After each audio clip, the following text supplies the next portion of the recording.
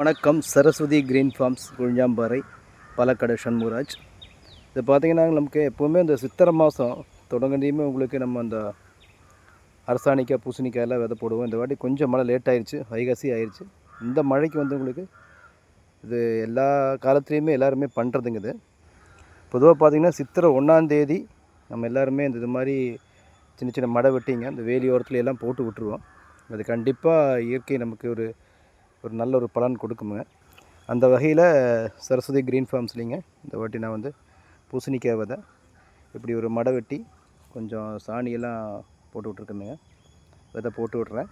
அடுத்தடுத்த மலையில் நம்ம ஒன்றும் பண்ண வேண்டாங்க, அது வாட்டில் வளர்ந்து வெளியில் அப்படியே ஏறி நமக்கு கண்டிப்பாக ஒரு பலன் கொடுக்கும். உங்களுக்கு ஒரு ஆர்கானிக் ஒரு காய்கறி கண்டிப்பாக ஒரு 10 பூசணினாலும் கிடைக்குமுங்க. கண்டிப்பாக பூசணி, அரசாணி இது மாதிரி உள்ள விதைகள் வேலி அருகில் இந்த சித்திரை மாதத்தில் நம்ம விவசாயிகள் பண்பற்ற ஒரு முறைங்க.